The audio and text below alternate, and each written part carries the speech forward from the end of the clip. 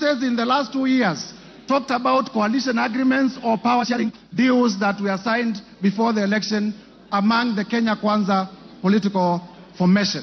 He has been talking directly to communities. He went to Kajiado. He told the people of Kajiado that they do not have shares. He went to Kitui during a church service at AIC Kitui, and he told the people of Ukambani that they should not even be having a cabinet minister in government. He went to Bungoma and told the people of Bungoma that they have had too many appointments in government and the votes they brought are not equivalent to the votes they brought.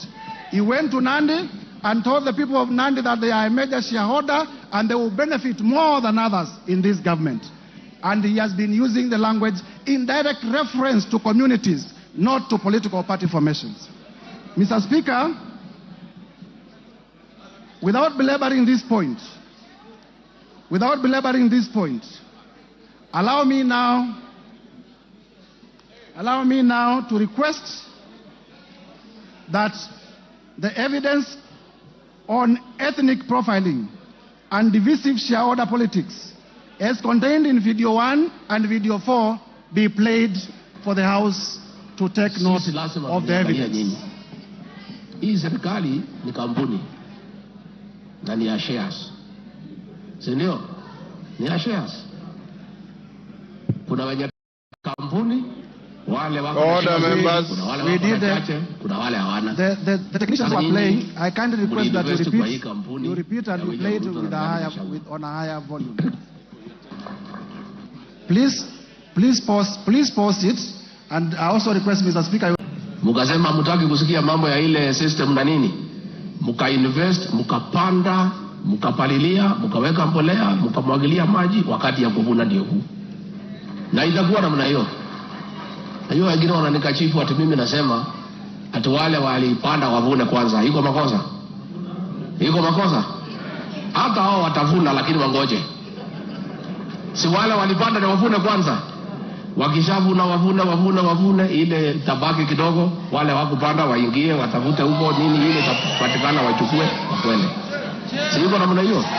Na itakuwa namna hiyo. Ndio watu wakipiga kura waelewe hii kura tukusema nini. Hii kura iko na maana. Nyinyi hamwezi piga kelele huko, mpige kelele. Mnasema William Ruto ni bure, hawezi, mnaita yeye majina, alafu akipata, akigawa, mnapiga laini atibuko pale mbele. Ati mnataka mpite wale walisema anafaa atibukue pale mbele. Inawezekana? Mimi kazi yangu pale kwa Ikulu ni hiyo. Ni kupanga hiyo laini. Hapo ni kazi mimi napanga hapo. Mimi naangalia kwa laini, nikiona wewe ulipanda, natoa wewe nyuma, napeleka wewe mbele. Mr. Speaker, in the interest of time, I have 14 other videos that the Deputy President is recorded speaking in different parts of the country. Same language. Saying that Kenya is a company, and a company belongs to shareholders. It is clear from the clip. I am not the one who made that clip. The person talking in the clip is none other than the Deputy President of the Republic of Kenya. Mr. Speaker, the office of the Deputy President is a national office. The territory of the Republic of Kenya is defined in the Constitution. The territory of the Republic of Kenya is known. The ethnic communities of the Republic of Kenya are all supposed to enjoy benefits from the government. And therefore, I am inviting members of this assembly to find that the Deputy President has breached all the articles of the Constitution as contained in this ground. Mr. Speaker, it needs no gainsaying that divisive ethnic politics are dangerous. You need not look further than the country of Yugoslavia. What ethnic politics did to the country of Yugoslavia. You need not look further than the country of Bosnia. What ethnic politics did to the country of Bosnia. You need not look further than the country of Rwanda. What ethnic politics did to Rwanda. You need not look further than the country of Burundi. What ethnic politics did to the country of Burundi. Until today, they are trying to reconfigure their state. You need not look further than Sudan. What ethnic politics have done to the good Republic of Sudan that was once a stable state. You need not look even further than the country of Nigeria. Mr. Speaker, Ethiopia. Mr. Speaker, our own country, Kenya, 2007, we experienced post-election violence.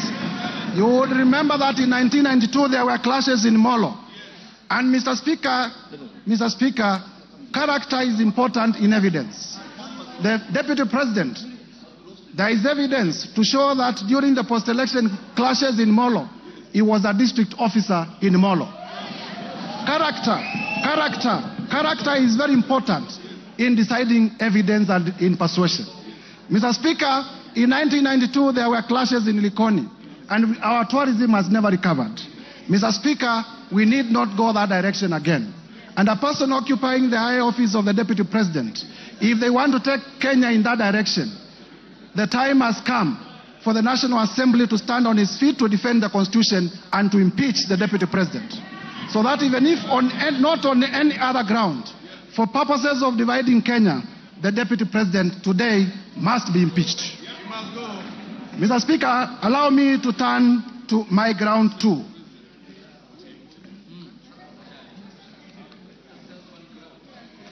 Mr. Speaker,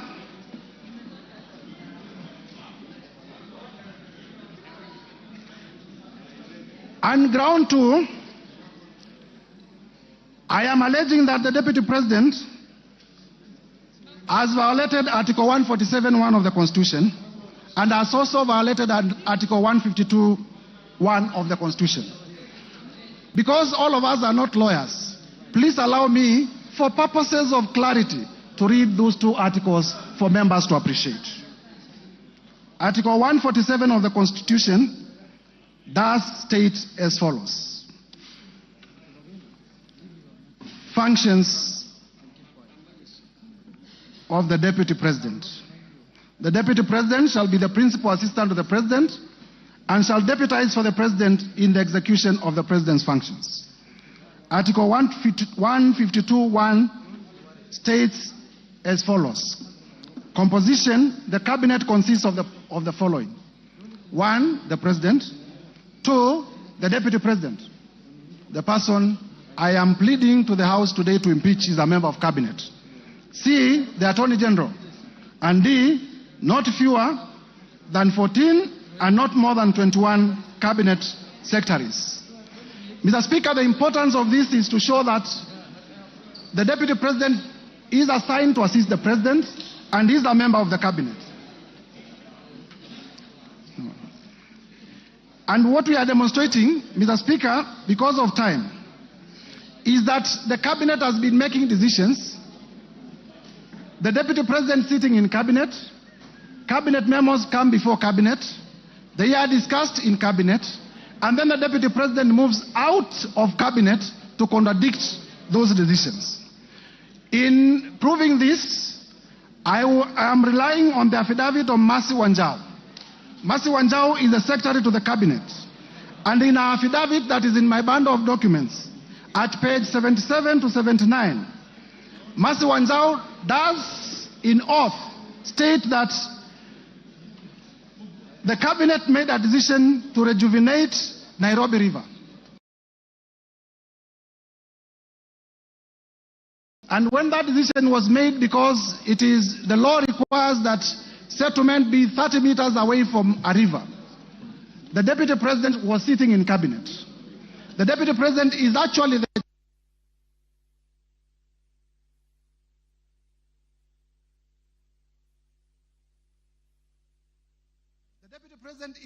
the chair of Cabinet subcommittees, and I believe he chaired the Cabinet subcommittee that made this decision. However, for political expedience, immediately after the decision was made, the Deputy President moved out of Cabinet and went to the public to oppose the decision. Mr. Speaker, that is inconsistent with the principle of collective responsibility. During his televised interview yesterday, that is inconsistent. The Deputy President said that once a decision is made, you need to live by that decision. During his televised interview yesterday, the Deputy President said that he's the most compassionate person. He cares so much about the poor. This afternoon, honorable members of Parliament, I want to ask the following question, and if I may be heard in silence.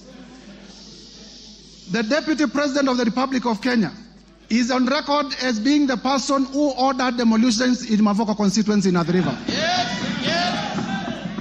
Yesterday, he gave half-truths to Kenyans, saying he opposed this cabinet decision because it was unconstitutional, because he's very compassionate about Kenyans. Why didn't he also go ahead to say that he's also the one who led demolitions in Mavoko constituency? Are the people of Mavoko constituency citizens of this republic, or is it because in his own thinking they are not shareholders of this republic? And therefore, I'll be pleading with honorable members to find that the Deputy President has breached the particular articles of the Constitution by being averse to the doctrine of collective responsibility and by contradicting the President and Cabinet decisions. Quickly to ground 3. Mr. Speaker, ground 3. Tangu mtupatie nafasi ya uongozi, sijapata nafasi ya kuja kusema asante. Nataka kutoka kwa yangu ndani, watu ya Kayole, asanteni sana. Mimi najua, nimeona iko shida ya watu ambaye walibomolewa, si ndio? Na nimeona mumeandika vizuri ya kwamba mteue kamati ya watu wachache ndio mkuje niketi na nyinyi. Mtakubaliana? Mimi ningetaka wale watu ambaye walipata shida hii ya ubomoaji, ambaye ni kitu tulikuwa tumeahidi wananchi haitafanyika kwa serikali yetu, mimi ningetaka niwasikize na nitapanga na mheshimiwa Meja Dong wakuje ndio tukue na nafasi ya kuongea. Tumekubaliana? Tumekubaliana? Tumekubaliana? Mr. Speaker, that is beyond the affidavit of Mercy Wanjau, which is on record. That is a live video depicting the Deputy President contradicting a cabinet decision, a decision which is sat in cabinet in terms of making the decision. I now proceed to ground number 3 because of time. Under ground number 3, Mr. Speaker, the Deputy President has breached Article 62 of the Constitution, Article 10(2) of the Constitution, Article 174 of the Constitution, Article 186 of the Constitution, and Article 189 of the Constitution. Briefly, these articles relate to the functions of county governments and the cooperation with which the cooperation framework between the national and county government. And Mr. Speaker, then we are relying to prove this ground on the affidavit of His Excellency Johnson Sakaja, the Governor of Nairobi, which in our bundle of documents is contained on page 80 to 84 of my motion. We will also later rely on the oral testimony of Governor Sakaja. And basically what we are saying is that the work of regulating markets is an exclusive function of county governments. And the county government of Nairobi is a government that is independent, but also independent of the national government. And where a function of a county government is independent of the other arm of government, the national government has no mandate at all to interfere in the execution of that document. And in the affidavit of Sakaja, as members would know, Sakaja does state on oath that the county government of Nairobi made a decision to relocate traders from CBD, and the Deputy President recklessly and without regard to the high office that he holds went to incite people to obey lawful decisions of the county government of Nairobi, hence undermining devolution. Mr. Speaker, we invite members to find that the Deputy President did breach and violate the Constitution in terms of undermining devolution and in terms of interfering with the running of the city county of Nairobi. Mr. Speaker, allow me now to move to ground number 4. Ground number 4 is about intimidation and vilification of judges, which is contrary to Article 160 of the Constitution. Article 160 of the Constitution speaks to the independence of the judiciary. Mr. Speaker, In our bundle of documents, at page 145 to 163, we have attached the decision of Lady Justice Esther Maina, where the Lady Justice Esther Maina found that 200 million shillings assets of His Excellency Rigathi Gachangua were proceeds of crime, and directed that the same be forfeited to the state. In intimidating the judge, the Deputy President, in a public statement, accused the judge of corruption and did state that he will file a petition for the removal of the judge solely because the judge found him culpable of crime, of economic crimes. Mr. Speaker, you see, in terms of rule of law, Parliament makes laws. The judiciary interprets those laws and makes decisions. Members of Parliament must ask themselves what kind of a country we shall have if a judge makes a decision that does not favor me, then I will resort to personal vendetta against that particular judge. Mr. Speaker, I will be playing shortly a clip where the Deputy President did threaten to occasion the removal of Justice Esther Maina on ground of our finding that he was culpable of money laundering. I request the media team to play the clip in evidence.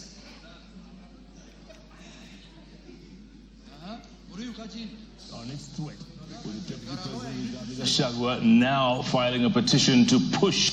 Now we begin the bulletin with the war on the judiciary, where Kenya Kwanza administration is making good on its threat, with the Deputy President Rigathi Gachagua now filing a petition to push for the removal of a judge from office. Gachagua says he will on Thursday file a petition with the Judicial Service Commission to push for the removal of Justice Esther Maina, who handled an economic crimes case against him in 2022 for alleged corruption and misconduct.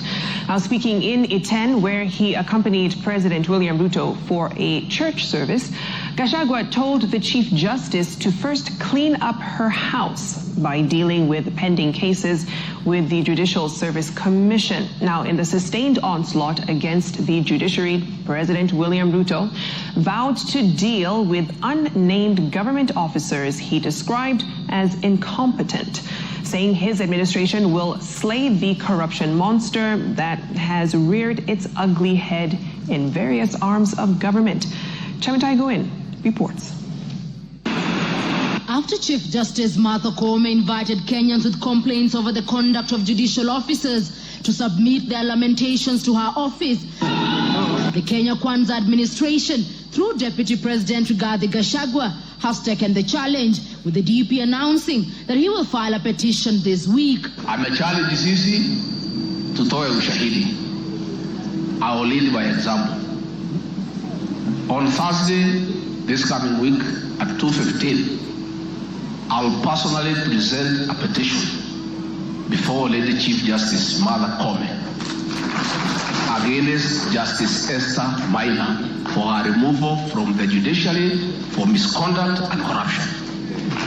Mimi mwenyewe nitaongoza because sasa unajua sasa si ametuuliza. Sasa tuko tayari, mimi ndio nitaongoza kwa executive. Gachagua reliving his July 2022 incident where 202 million shillings was seized to the state after Justice Esther Maina ruled the money was proceeds of corruption, having been acquired through dubious means. Huyo judge, through corruption, declared my hard-earned wealth proceeds of crime without giving me an opportunity to be heard. Against the rules of evidence, where he who alleges must prove, we made an application to cross-examine the investigator akakataa kwa sababu anajua there is no case na evidence tuko nayo vile ilifanyika. The Kenya Kwanza Battalion. Mr. Speaker, I will request that we pause the video in the interest of time. In the interest of time, we pause the video. From the utterances, Mr. Speaker, it is clear that the attack on the judge is based on the decision the judge made in performing a constitutional mandate as a judge. It is clear that this is personal vendetta. It is clear that the Deputy President was threatening the judge. It is clear that this is intimidation and an attack on the independence of the judiciary. Mr. Speaker, the Deputy President is a president in waiting. And if he cannot, is a president in waiting.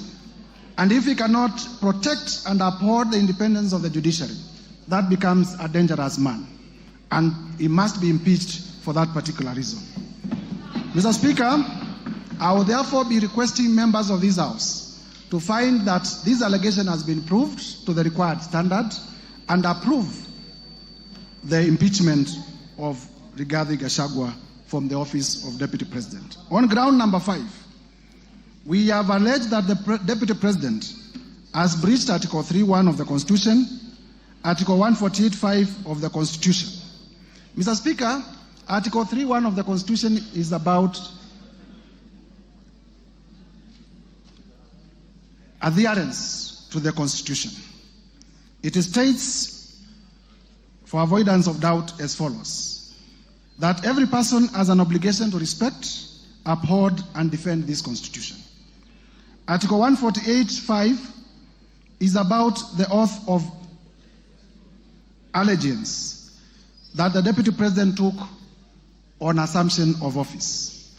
And in that oath, the Deputy President did take oath and swore to protect and uphold the Constitution. I have demonstrated in all the particular incidences above that he has not lived up to the calling in the oath of office.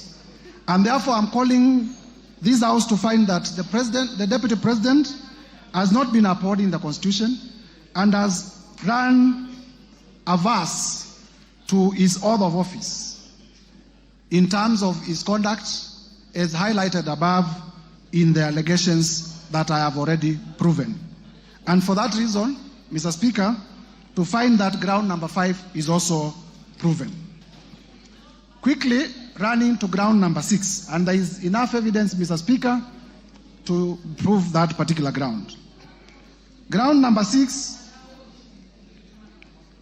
is breach of the National Cohesion and Integration Act, particularly Section 13(1) and 62 of the National Integration and Cohesion Act.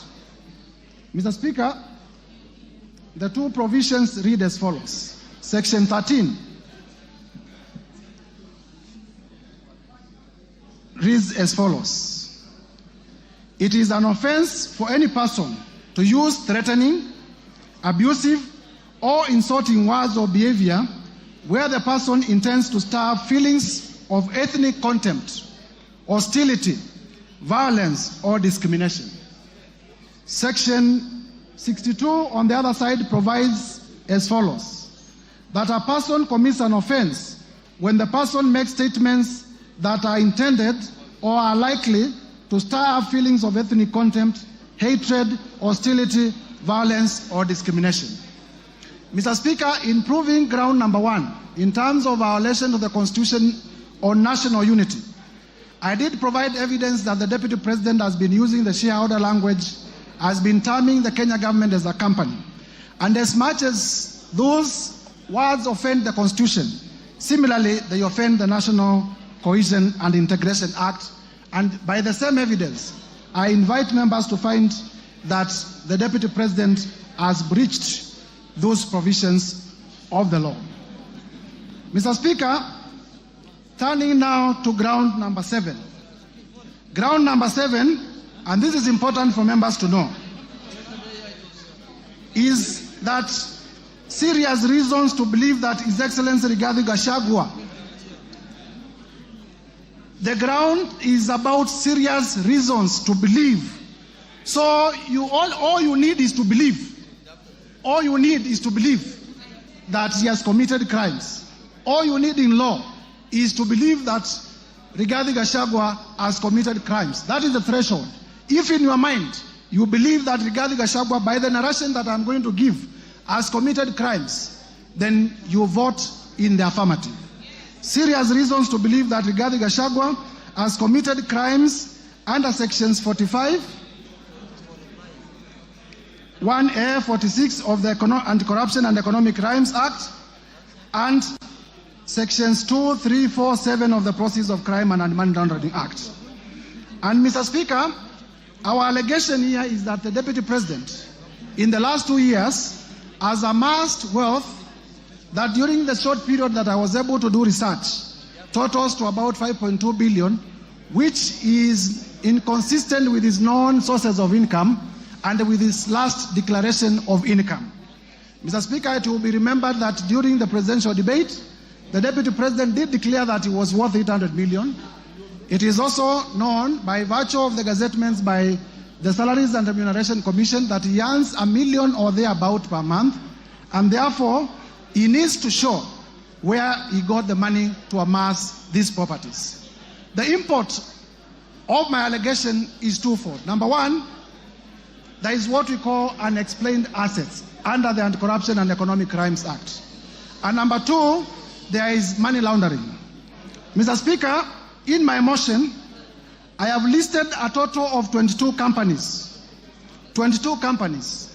that I believe the Deputy President has been using, number one, to amass, to award himself through conflict of interest, businesses in his office and in government.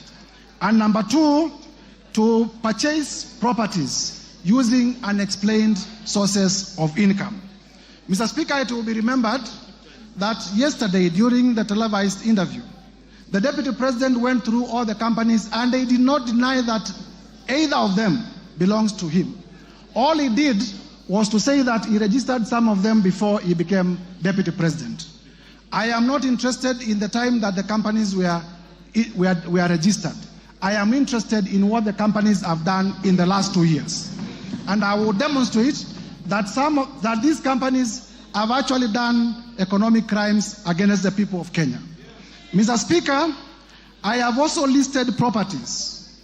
I have listed a number of properties that the Deputy President has purchased within the 2 years that he has been in office. I have listed Treetops Hotel in Nyeri. I have listed Olive Gardens Hotel. I have listed Queensgate Serviced Apartments. I have listed Wamunyoro Investments land in Embakasi. I have listed the Aberdare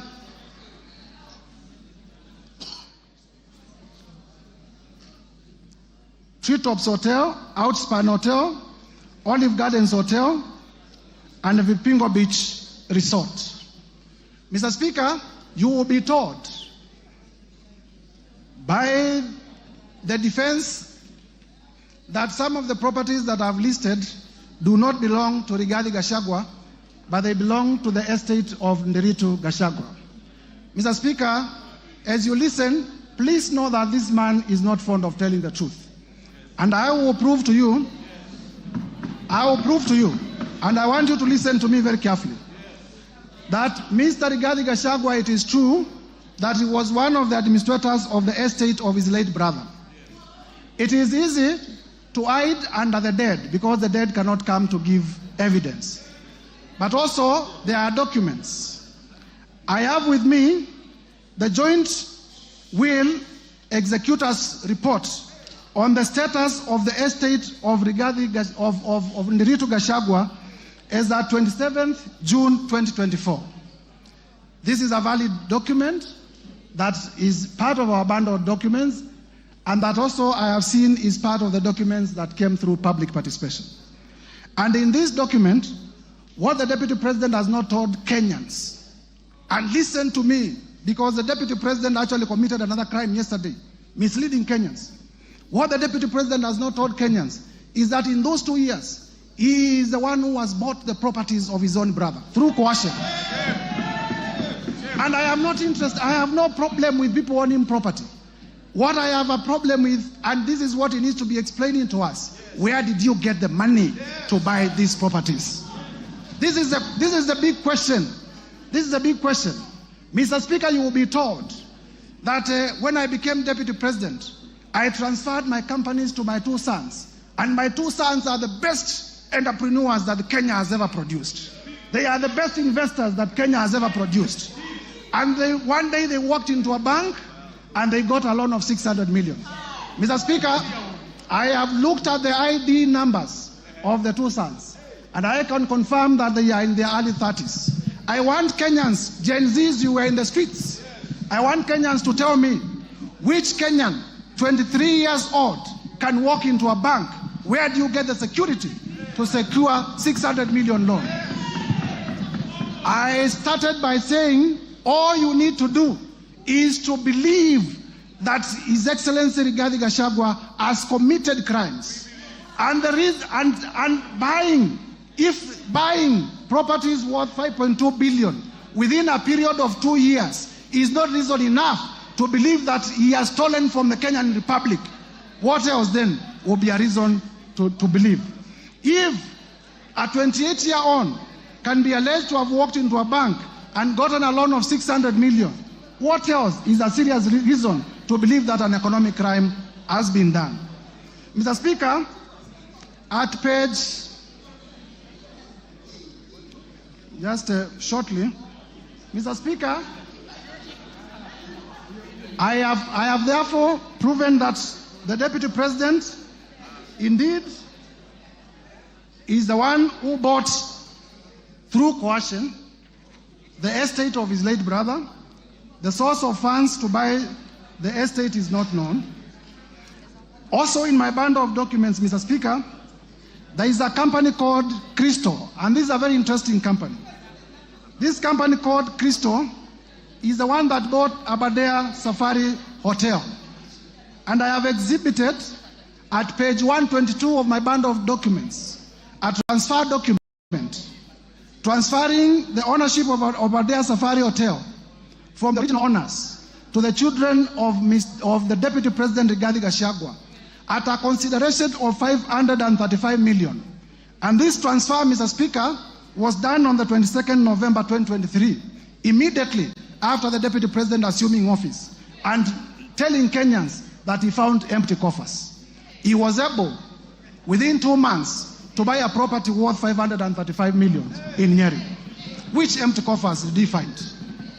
The other day, I have exhibited at page 118 the CR12 of the new company, which shows that his two sons are the directors. I have also exhibited the transfer document to show that actually the ownership of the company did shift at a cost of 535 million. And therefore, I believe I have discharged my burden of proof to the required standard. Mr. Speaker, yesterday, the Deputy President said immediately became Deputy President, he asked his children not to do business with government. But you will realize, because he's speaking from both sides of his mouth, you will realize that even in this transaction about hotels, Treetops belongs to Kenya Wildlife Service. Yes, it is true he has leased. But if you say that you have instructed your children not to transact with government, and then you lease an hotel owned by the government, are you not transacting with government? Are you not transacting with government? And therefore, the live interview by the Deputy President yesterday is a further ground for the Deputy President to be impeached. I can go on and on and on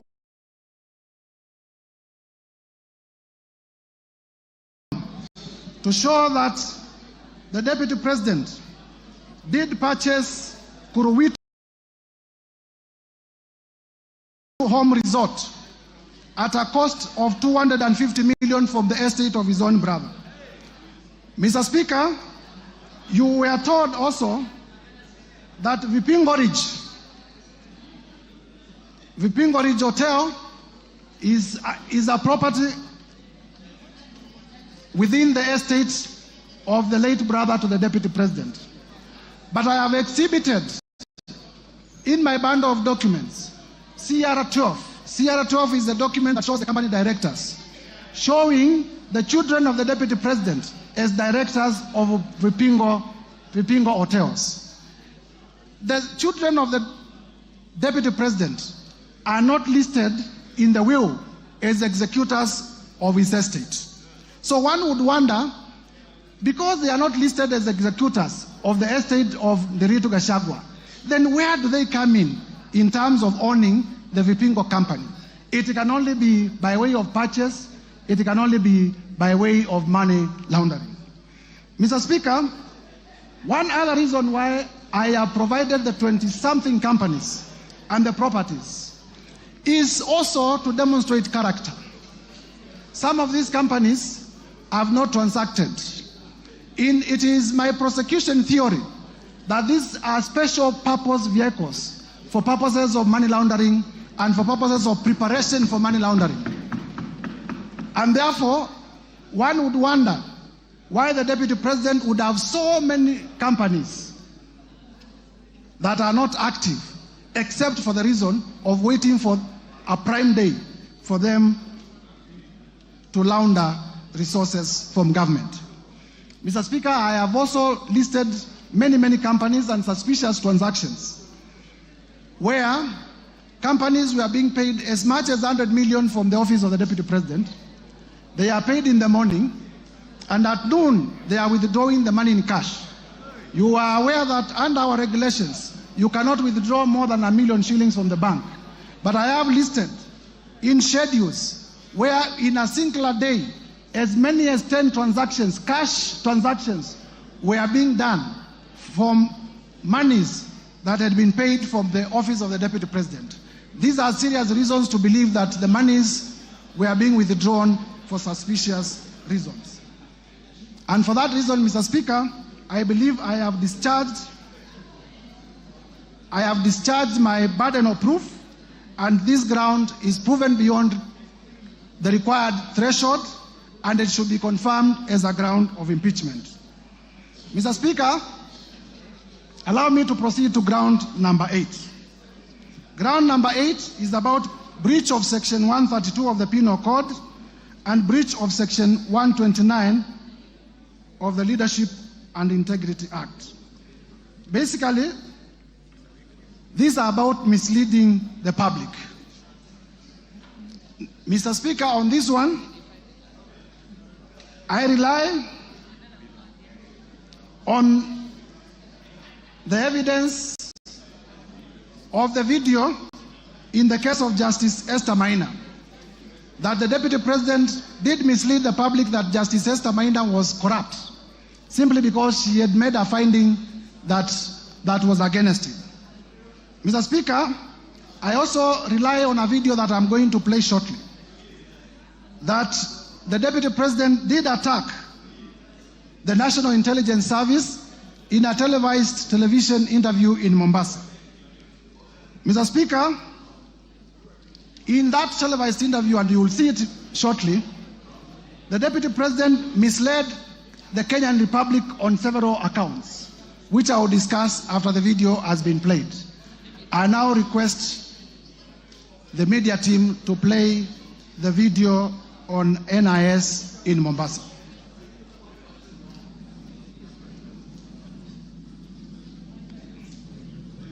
Where did the rain begin to beat us? Where did we stop listening to the people? President William Ruto and I were the darling of the Kenyan people. By listening to them, by engaging them.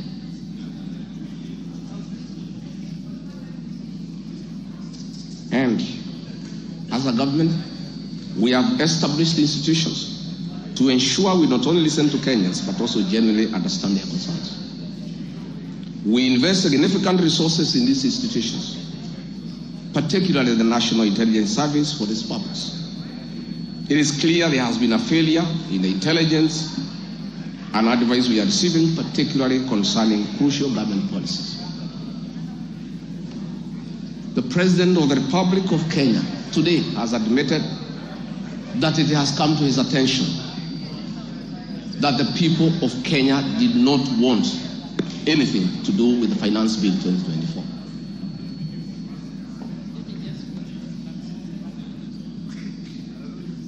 President, and I sympathize with my boss, President William Ruto, because this information was not available to him. I know President William Ruto. Had he known 2 months ago that the people of Kenya did not want anything to do with the Finance Bill 2024, he would not have asked his parliamentary party to push it through. Yet, we have an organization paid by the public to give him and government such information. And that is where the problem is. We have a dysfunctional, that is where the problem is. We have a dysfunctional National Intelligence Service that has exposed the president, the government, and the people of Kenya. Had the National Intelligence Service briefed the president 2 months ago about how the people of Kenya feel, Kenyans would not have died. Property would not have been destroyed. Offices would not have been touched. There would have been no mayhem. But they slept on the job. It had to take people to die, property to be destroyed, protests across the country for the president to know the truth of what the people of Kenya feel. Yet, there is an organization paid for by the public to brief the president and the government about the feeling of the Kenyan people. With the permission, Mr. Speaker, I request that we pause the video because of the national... we have already displayed the context. Mr. Speaker, the point I'm making here is simple. That this is the Deputy President of the Republic of Kenya. By virtue of being the Deputy President of the Republic of Kenya, he is also a member of the National Security Council. The NIS is also in membership of the National Security Council. And therefore, the Constitution has provided fora where the Deputy President, in case he has any concerns, he can raise them within the official structures of government. Instead of doing that, he chose to be reckless, with complete disregard of the office, of the high calling of the office that he holds, the office of the Deputy President. It will be remembered that at this particular time, the country was at a security crisis, and inflammatory remarks would have led to the country disintegrating. Inflammatory remarks would have led to the social fabric of this country tearing apart.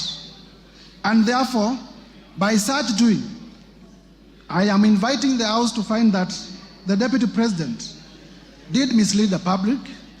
The Deputy President did live below the expectations of the office that he holds, made unfounded, sensational statements, and therefore that ground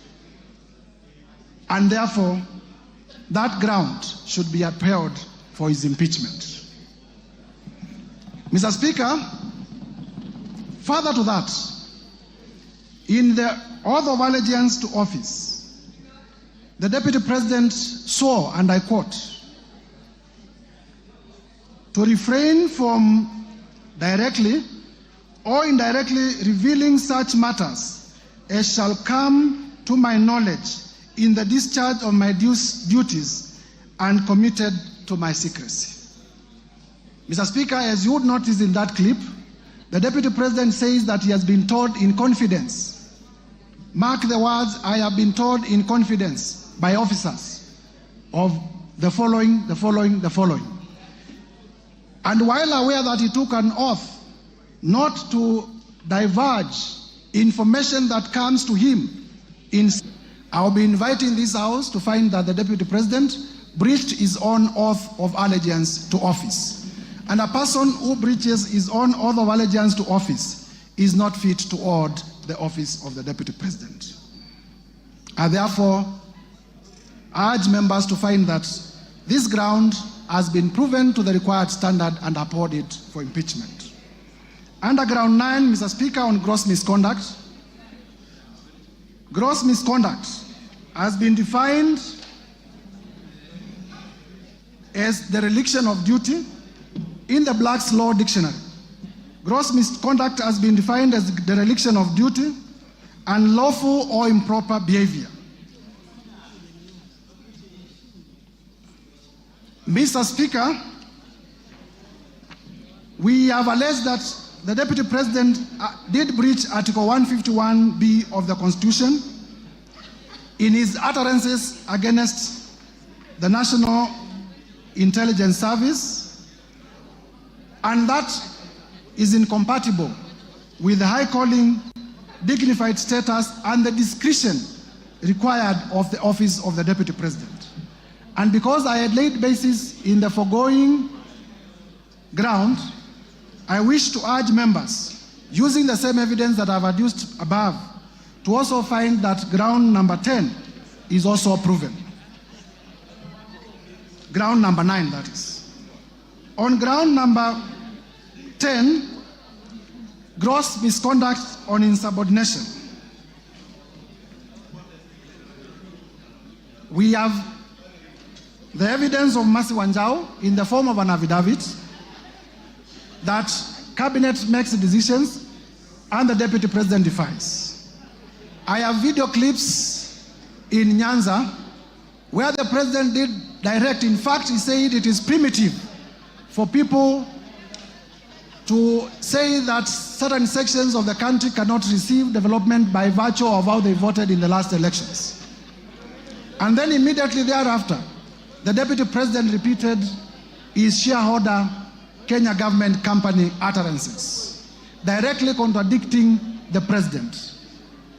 In that arrangement, Mr. Speaker, I am submitting that that is insubordination, and the evidence that we have tendered in the interest of time on record is enough to prove that ground, and members should be able to approve that the Deputy President, His Excellency Rigathi Gachangua, has been undermining his boss, has been undermining cabinet, and therefore is guilty of the offense of gross misconduct in terms of insubordination. Mr. Speaker, I come to a very interesting last one, which is that the Deputy President has breached Article 151B and Section 34 of the Leadership and Integrity Act. Mr. Speaker, in my bundle of evidence, I have the affidavit of Dr. Andrew Muller, which I would want displayed. Dr. Andrew Muller, Mr. Speaker, was the acting CEO of the Kenya Medical Supplies Agency. Kenya Medical Supplies Agency, through funding of the Global Fund, did advertise for a tender for purchase of mosquito nets to benefit Kenyans. The tender was worth about 3.7 billion. In this affidavit, Mr. Speaker, Dr. Andrew Muller avers that when he came to KEMSA, and Mr. Speaker, the witness is before the House, but because this is not the trial chamber, we will not lead him in evidence, nor will he be cross-examined, but is ready to be cross-examined when we go to Senate. He avers that when he was appointed as an acting CEO of KEMSA, and he came to office, he found the tender ongoing, and one day, the Deputy President called him, threatened him, so that he could release a bid bond. In his testimony, he says that a company that was being fronted by the Deputy President, if you allow me just to get where the, because this is important, at page 70 to 76, at page 70 to 76 of my bundle of documents, Dr. Andrew Muller avers that His Excellency Rigathi Gachangua called me from his mobile phone. The number is provided. On my mobile phone number, the number is provided, and pressured me to surrender to his proxy the original bid bond submitted by Sobika Impex for the above tender. He told me that he would send a proxy to collect the original bid bond. He goes further to state that Dr. Ikuno Rigathi, who is a son to Rigathi Gachangua, the Deputy President, called me and sent me a WhatsApp message from his mobile phone number, which is provided, claiming to be acting for and on the instructions of His Excellency Rigathi Gachangua. He asked for Sobika Impex Private Limited's original bid bond for the above tender, which he said His Excellency Rigathi Gachagua was trying to collect from KEMSA. Annexed here to and marked AM1 are the screenshots, and I would like them, they are already displayed on the screen of those messages. He goes further to aver that Dr. Ikino Rigathi, His Excellency Rigathi Gachagua's son, sent a one Ogora Wilson Okulo of national identity number that to collect the original bid bond submitted by Sobika Impex Limited. He concludes by saying that given the status, power, threats, influence of the people involved in the interference with the investigations and the cover-up of the irregularities surrounding the procurement of treated mosquito nets, I was constrained to surrender the original bid bond to Ogora Wilson Okulo. In short, members, please listen to this. In short, I was caught in a tricky situation, as there was nothing much I could do as a junior government officer against a sitting Deputy President of the Republic of Kenya. Mr. Speaker, this allegation was admitted by none other than the Deputy President yesterday live on his interview or live on television. He did confirm that, yes, he called Dr. Mulo. He also confirmed that he called him in relation to a bid bond. And he did confirm that the company called Sobika, the local representative of Sobika, is a company called Crystal. And the company called Crystal is owned by none other than Rigathi Gachagua and his children. And therefore, there was a direct conflict of interest that the Deputy President, that the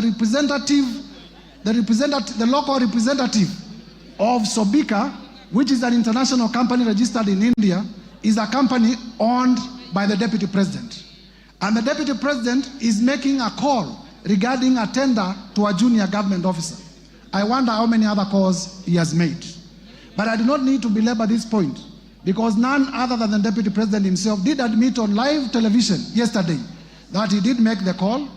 It was in relation to the bid bond, and therefore I urge members to adopt the evidence of Dr. Andrew Mulwa as the truthful and factual evidence, exhibiting that His Excellency Rigathi Gachagua did interfere with the tendering process and also did interfere with the investigation into the same. His Excellency the Deputy President did inform the country falsely that no money was lost. Mr. Speaker, you would know that this tender was funded under the Global Fund. And the Global Fund, through letters that we have exhibited, did cancel this funding. And therefore the Kenyan people lost up to 5 billion Kenya shillings and as well a relationship with the Global Fund, which is a major partner in our health sector. And therefore to allege that no money was lost is false, because the Global Fund did cancel the tender, and also it affected our relationship in terms of funding from the Global Fund. And we had to do a lot of diplomatic work, going to WHO, going to Geneva, in order to restore our relationship with the Global Fund. Mr. Speaker, lastly, members, I have rushed through the grounds because of the time allocated. I have endeavored to provide evidence that all the 11 grounds that are proposed for the impeachment of His Excellency Rigathi Gachagua are merited, and there is enough evidence. The work of this chamber is to examine whether prima facie there is a case. The trial chamber is the Senate. And therefore I want to plead with members of this House. It doesn't matter whether you signed the motion or you did not sign the motion. I have endeavored to persuade each one of you individually that this country requires a serious leadership. And His Excellency Rigathi Gachagua is not part of that serious leadership. I have endeavored to persuade each one of you that this country requires leaders who can respect the rule of law. This country requires leaders who can respect the Constitution. And His Excellency Rigathi Gachagua is not one of them. And therefore I take this time to implore on each one of you, besides our political persuasions, to realize that we want the best for our country. This is the country that we shall bequeath to our children. and if the country is destroyed by reckless leaders like His Excellency Rigathi Gachagua, there will be nothing to bequeath our future generations. And therefore persuade each one of you, please vote with your conscience, put Kenya first above your politics when you come to vote. Lastly, Mr. Speaker, members of Parliament, if you listen carefully to His Excellency Rigathi Gachagua, and I did say at the time of giving my notice of motion, I have nothing against him as a person. But I was perturbed yesterday because His Excellency Rigathi Gachagua did insult members of Parliament. He insulted the intelligence of members of Parliament. There are members here who are senior lawyers. There are members here who are senior accountants. There are members here who are teachers. There are members here who are accountants. There are members, all of us are respected in our societies. The people of Kenya have elected us to exercise a constitutional mandate in this country. But His Excellency Rigathi Gachagua did say that most of the members of Parliament signed the motion without reading it. That is an insult to your intelligence. His Excellency Rigathi Gachagua, in the live interview yesterday, did say that Parliament is a theater of the absurd. In my training as a lawyer, he who insults the jury, he who insults the jury deserves no mercy from the jury. He who insults the jury deserves no mercy from the jury. His Excellency Rigathi Gachagua has insulted you before Kenyans. I urge you to rise up to the occasion. I urge you to rise up to the occasion. Uphold all the 11 grounds. Uphold all the 11 grounds. Uphold all the 11 grounds. Mr. Speaker, there is evidence that I have not gone through. The whole issue of Wamunyoro investments and the land in Embakasi. I have evidence in my bundle of documents that His Excellency Rigathi Gachagua used his office as the Deputy President, called junior officers at the Ministry of Lands, forced them to forge documents to the effect that Wamunyoro Investment had bought the land in Embakasi long even before it had been registered as a company. That land, Mr. Speaker, belongs to a sickly civil servant. It belongs to a father, it belongs to a mother. Mr. Speaker, we must have a Deputy President who is compassionate. I watched the Deputy President yesterday on television displaying impunity and arrogance. He told Kenya, yes, I have said Kenya is a company, Mutadu. He has said that Kenya is a company. Unapologetically, he has said Kenya is a company. Is this the kind of a person you would want to be your Deputy President? Members of Parliament, I do not want to imagine that anything can happen to the sitting president. I do not want to imagine. But it is also a factual reality that something can happen to the president who is in power today. If anything, and God forbid, happens to the president who is in power today, is this the man you would want to complete the term as president? This man, honorable members, this man called Rigathi Gachagua has already said that the members of Parliament in Mount Kenya are either Tugunia, I don't know what that means, or are collaborators, and that he will take them home.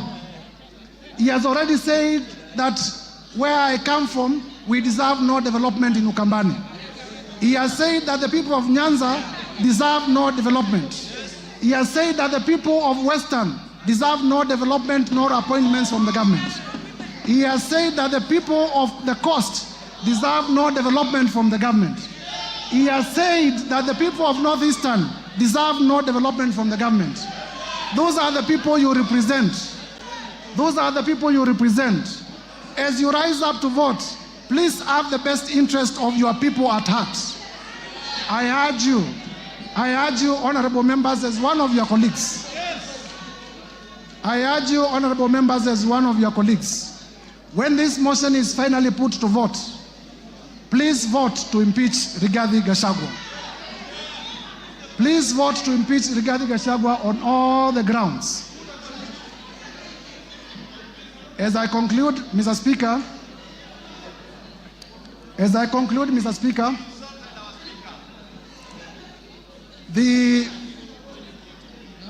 I am confident that colleague members of Parliament will approve this motion.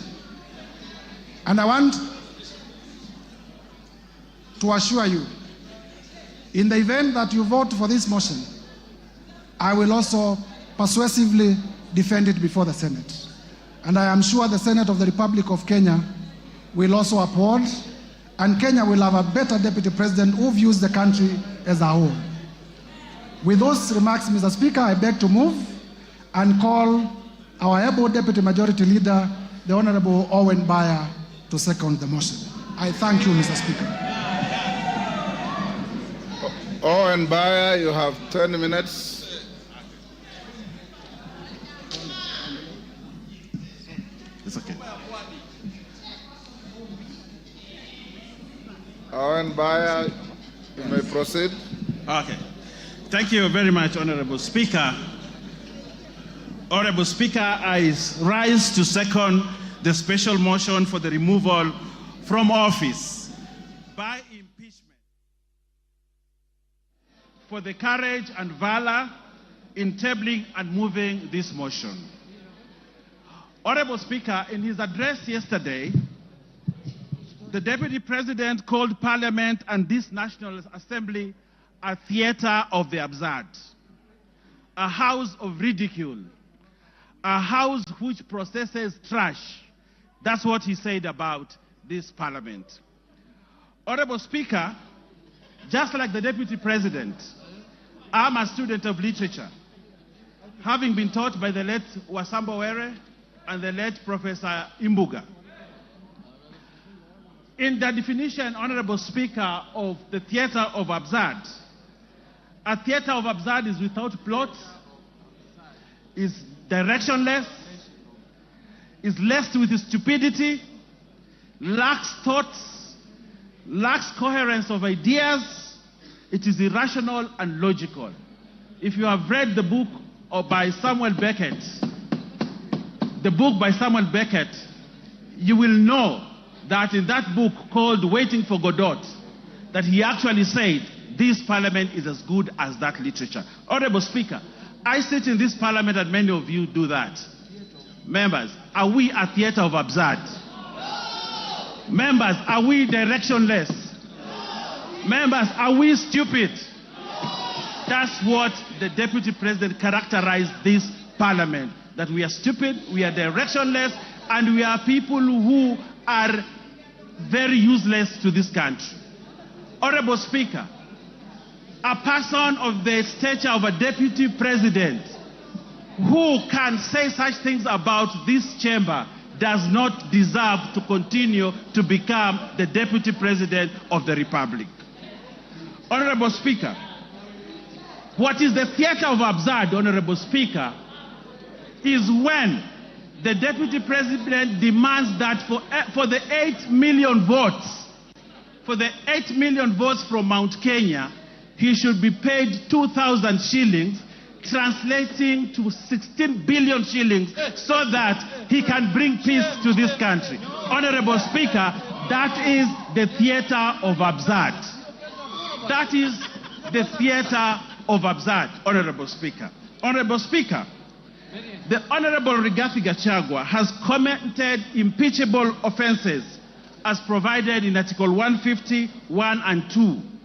He has grossly violated the Constitution and has committed crimes under national and international law, as has been ably demonstrated by the mover of the motion. Honorable Speaker, looking at the evidence provided by the mover of the motion, Honorable Speaker, that is enough to impeach the Deputy President, and he must stand impeached by the end of the day today. Honorable Speaker, Article 131E of the Constitution says the President is a symbol of national unity. Read together with Article 147(1), that the Deputy President is the principal assistant of the President and shall deputize the President in the execution of the functions of the presidency. Honorable Speaker, for this to happen, there must be harmony at the top, in spite of how they were elected to office. His shareholding utterances, and we saw the utterances on the TV here, as demonstrated by the mover, on the shareholding. This ensures that there is no harmony at the presidency. But what the deputy president wants to do is to balkanize this country. Balkanize the country where, like in George Orwell's Animal Farm, there are other people who are more equal than others. And as a parliament, we must refuse to buy into the theory of the deputy president, Honorable Speaker. Honorable Speaker, the deputy president has taken himself and wants to be a tribal king of the Murima, ready to break the country, sow seeds of disunity for his own political gain.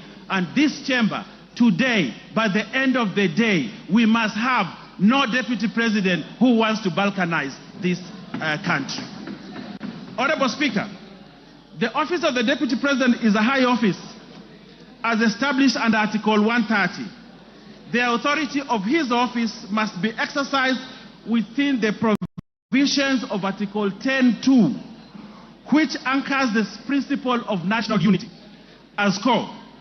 The holder of this office must exercise this article at the highest level ever. Honorable Speaker, as deputy president, he must be beyond reproach. Like Caesar's wife, Honorable Speaker, like Caesar's wife, he must be above any form of suspicion. Any form of suspicion, beyond reproach. But Honorable Speaker, the utterances and the actions of the deputy president brings his reputation to disrepute, because he has sown sort of disunity and he has taken a trajectory that is likely to bring balkanization of this country. For that, Honorable Speaker, we cannot continue to have a deputy president who cannot uphold the oath of his office, and therefore Rigathi Gachangua must go. Honorable Speaker, if you look at the story of Pompey, the wife of Julius Caesar, you realize that although she had been accused of sacrilege, but the court acquitted her. But Julius Caesar actually divorced Pompey, not because of what she had been accused of, but because there was suspicion that he could have done something like that. And on that, only on that, Honorable Speaker, as a chamber, as a parliament, we have the authority and right to say, this guy has brought himself to disrepute, he has gone below, and he has portrayed himself as a man who cannot be trusted with the position of a deputy president of the Republic of Kenya. And therefore, Rigathi Gachangua must go. Honorable Speaker, Article 131(2) C and D gives the president and his deputy the responsibility to promote and ensure the unity of the nation and promote respect for the diversity of the people and communities. Honorable Speaker, the deputy president has presided over the politics of exclusion and has championed the rise and resource allocation to only one region of this country. Has the deputy president exhibited the values of national unity and diversity? No, Honorable Speaker, he has not. He does not embrace that value, a key value of the Constitution, and therefore this deputy president must remain impeached, because for him the vocabulary of diversity and unity does not exist in his vocabulary. On that premise, Honorable Speaker, the deputy president, Geoffrey Rigathi Gachangua, must go by end of today. Honorable Speaker, Article 4, 5 and 6 of the Constitution, read together with the third paragraph of the Constitution of Kenya, reinforces the fact that Kenya is one united, indivisible state. In the same breath, Honorable Speaker, the Constitution establishes the structures of counties as units of sharing resources. However, the Deputy President has established an unlawful and constitutional structure of the country as a structure of sharing national resources, where we have now a new structure of shareholders and non-shareholders. Honorable Speaker, that is sacrilege. We cannot establish another structure of resource allocation apart from the one provided in the Constitution. But now we have a new structure where those who are shareholders in the country get more resources and those that are not shareholders don't get resources. For that new structure that he is trying to establish in this country, the Deputy President, Rigathi Gachangua, must go. Honorable Speaker, there was a time in this country, Honorable Speaker, if you allow me to say this, and I would ask you to add me a few minutes more to say this, that there was a time in this country when the Deputy Chief Justice, the Honorable Nancy Baraza, was bundled out of office because of impropriety, because of an issue that Kenyans thought was not proper.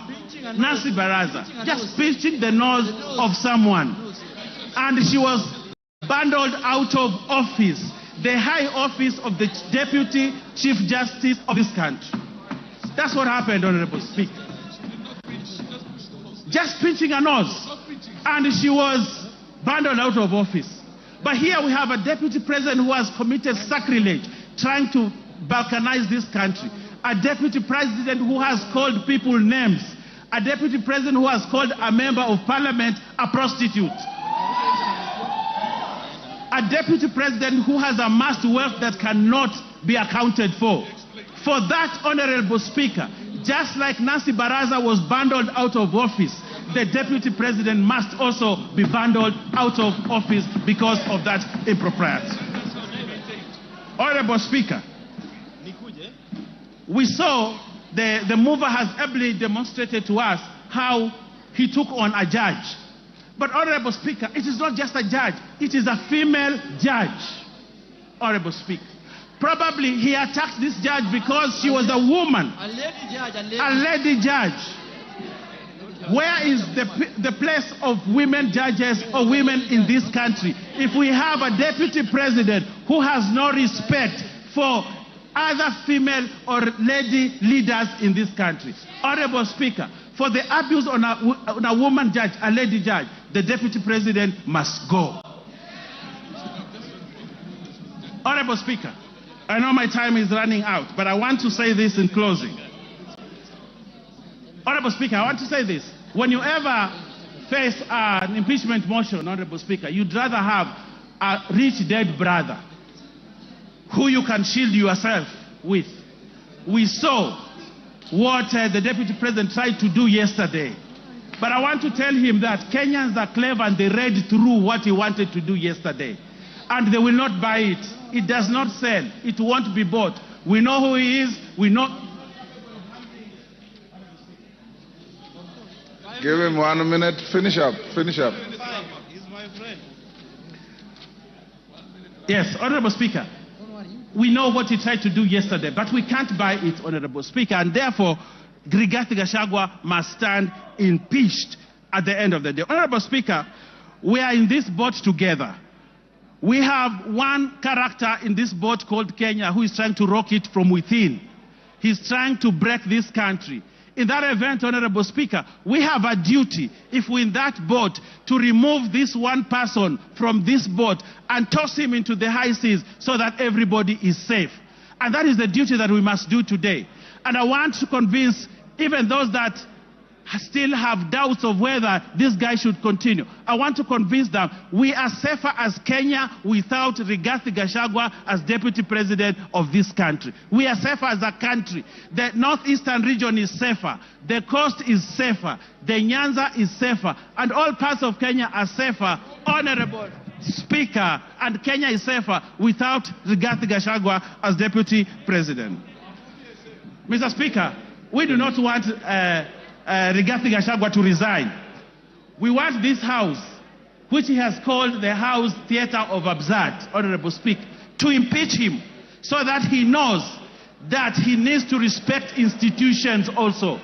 Lack of respect of institutions, Honorable Speaker, is sacrilegious for the person of the stature of a Deputy President. For that, Honorable Speaker, for not respecting this Parliament, this Parliament and the Senate must impeach one Geoffrey Rigathi Gachangua tonight, and we send him home so that he knows his place in this country. For those many remarks, I second, Honourable Speaker, and ask other members to support this question. I thank you, Honourable Speaker. Order, honourable members on their feet, take your seats. Members on their feet, take your seats. Order, members on their feet. Ruth Odinga, take your seats. Order, honourable members, take your seats. Honourable members, I now propose the question, and you'll note that on the order paper, there is the long version of the motion and the abridged version of the motion. So those of you who want to look for details of the longer version, it is there.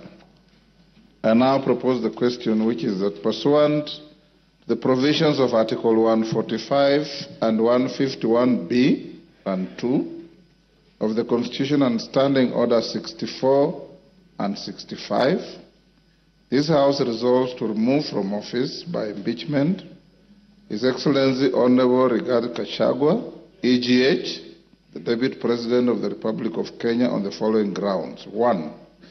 Gross violation of Articles 10(2)(a), B, and C, 27(4), 73(1)(a), 2 and B, 75(1)(c), 129(2) of the Constitution and Article 147(1) as read together with Article 131(2)(c) and D of the Constitution.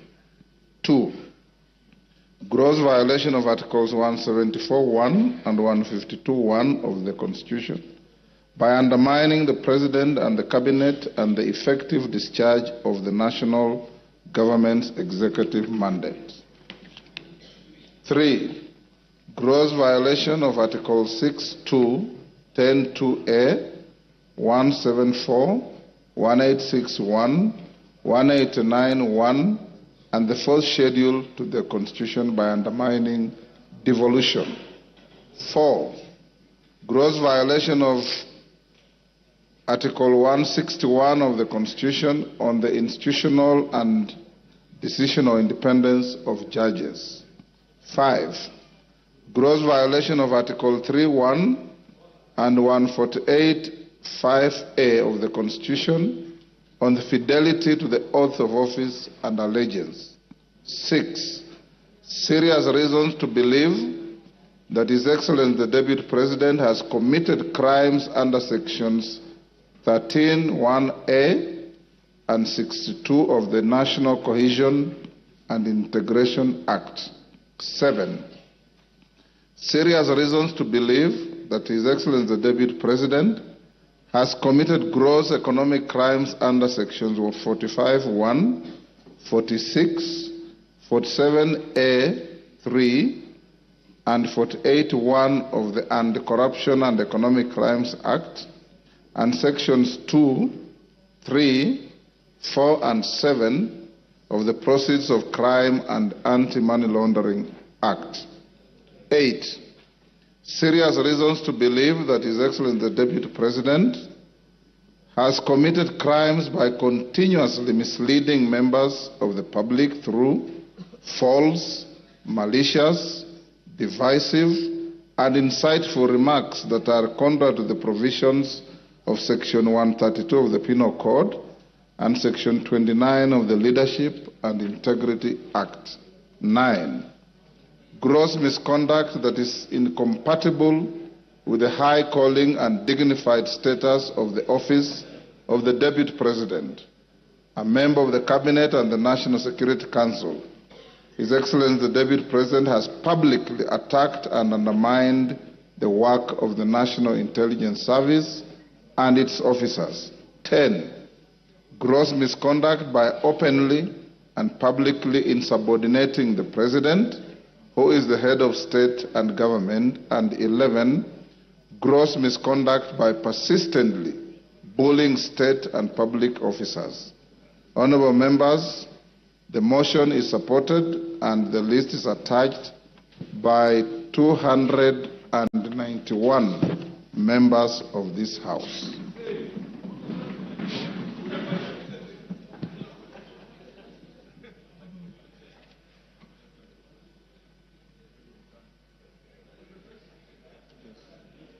Yes. Members, before I open the debate, I received a letter from one Honorable Wandeto purporting to withdraw his signature. I want to invite the Honorable Member to read the standing orders that are very clear. Once you append your signature to a special motion, once you append your signature on a special motion, you have crossed the Rubicon, and you cannot withdraw that signature. Honorable Otienda Molo. Thank you, Mr. Speaker. Mr. Speaker, Mr. Speaker, shall I use the dispatch with your permission? Thank you.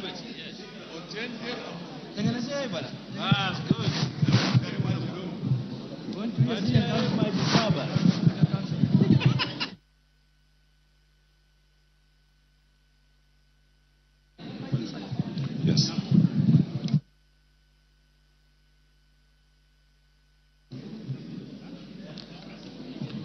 Thank you, Mr. Speaker. Mr. Speaker, this special motion is unprecedented but contemplated by the Constitution, and I support it.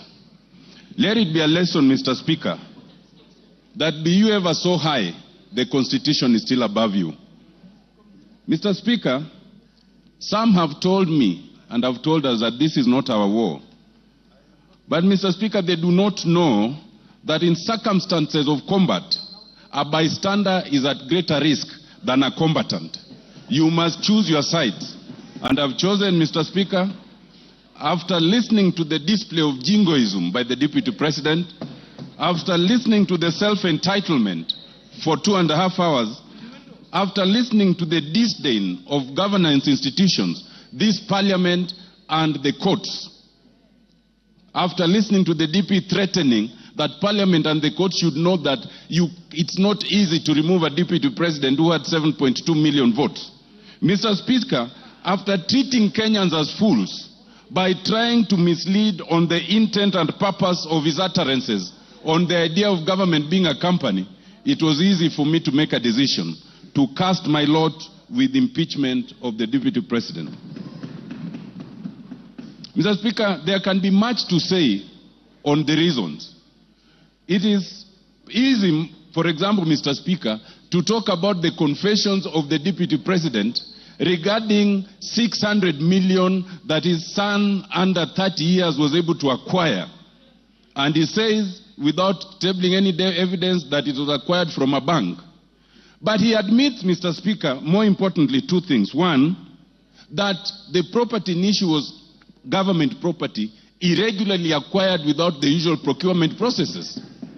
He also admits, Mr. Speaker, that the son was able to be given, a moratorium of 1 year not to pay anything while enjoying the proceeds. And the DP thinks there's nothing wrong with that. It is for good reason that the anti-corruption laws in this country do not limit themselves to the individual. They go to the spouse and the children. It is for such reasons. Mr. Speaker, it is also interesting that the DP admits to abuse of office. How does it do that? The DP admits to abuse of office on the issue of KEMSA. It is important, and this bears repetition, that the evidence tabled by the Honorable Mutuse includes an affidavit by Dr. Mulwa. That affidavit at paragraph 5 is very instructive, and it says that the DP's phone calls was aimed at interfering and covering procurement irregularities. And that is on a direct affidavit. But more importantly, if you look at page 69, you will see the SMSs. And that SMS the son of the Deputy President, Dr. Ekinu Rigathi, has the courage to say that there is a document for His Excellency we are trying to collect, not for himself, not for any other company, for His Excellency. And the fact, Mr. Speaker, that the DP admits to these processes and sees nothing wrong with it is a very serious matter of integrity. But, Mr. Speaker, I'll not speak to all those two. I'll speak to a more fundamental fact. The blatant justification of discrimination and insightful utterances against Kenyans. That is where I want to focus, Mr. Speaker. Mr. Speaker, in this, the DP, and they have gone through the documents, there are various clips where the DP repeats this, that Kenya is a company and those who did not vote for Kenya Kwanza are not entitled to enjoy the proceeds from that company. What worries me, Mr. Speaker, is that with a straight face, the DP could appear on live television and justify these utterances. How does he justify it? He says that he is entitled to do that because there are some partisan political agreements or promises that were made. What does that mean? The DP elevates promises at a political party level above the National Cohesion and Integration Act, Section 13. He elevates those promises at a political party level above the Constitution of Kenya. There are 15 different articles that speaks against this. The fact that the DP can think that he can justify such utterances and elevate these agreements above the law and the Constitution is the clearest evidence that he must go because he has breached the Constitution. It is important to note that Article 145, 1A and C do not say that if you are respecting a political promise, then you can breach the Constitution. If that was to be the case, Article 24 would include that as a limitation. It does not include. If you want one reason, members, to impeach the Deputy President is because he has admitted to breaching the Constitution on account of a political promise. Mr. Speaker, Article 145 1B is another interesting one, and it speaks to serious reasons to believe that the DP has breached the Constitution. You do not need the hard evidence. Members, remember, for conviction, that is for courts. We are not a court of law. Ours is to look at the evidence and see if there's a serious and reasons to believe. Those serious reasons speak to integrity. They speak to impropriety. And if you look at them and then find that there's some impropriety, then ground 7 will have been proved. Ground 7 talks of the issue of acquired property coming to 5.2 billion. What struck me, Mr. Speaker, is that the Deputy President took 1.5 hours to explain why he's not corrupt. Of the 2.5 hours, 90 minutes was to explain why he is not corrupt.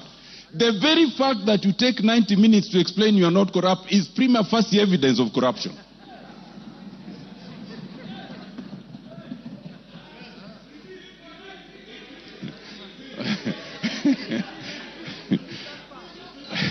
Mr. Speaker, for one who is not corrupt, you can explain it in a sentence, period.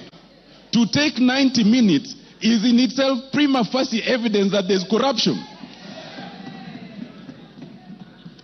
Mr. Speaker, on the KEMSA issue, other than the affidavit and their interference, the affidavit, the DP then admitted